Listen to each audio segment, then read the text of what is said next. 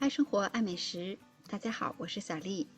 我们今天只用2种食材来做一道可口的小零食，无糖、无油、无面粉，好吃又饱腹，口感外酥内软，越嚼越香。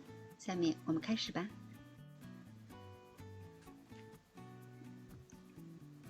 准备2根香蕉，去皮，放入大碗中。我们用一个合适的工具把它压成泥，压得越细越好，像这样的程度。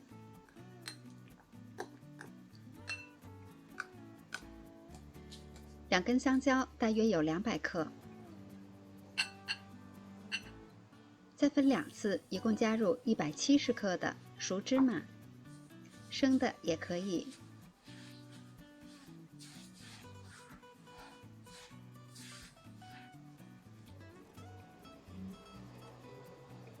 一次拌匀以后，再加下一次。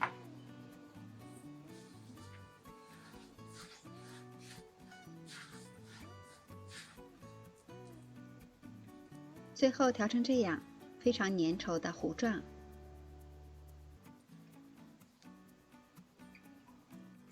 烤盘上提前铺好油纸，我们再准备一个合适的模具，盛入2勺香蕉芝麻糊，把它摊平，轻轻地压实，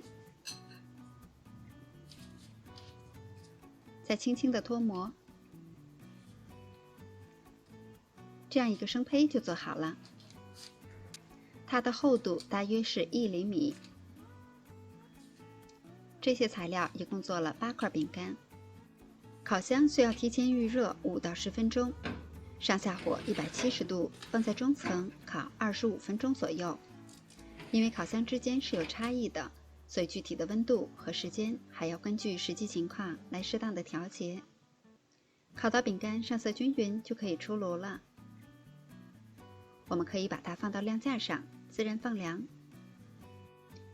这款小零食食材和做法都非常的简单，我们可以作为家中常备的小零食，无糖无油的，给家人吃非常的健康又营养，外酥内软，越嚼越香。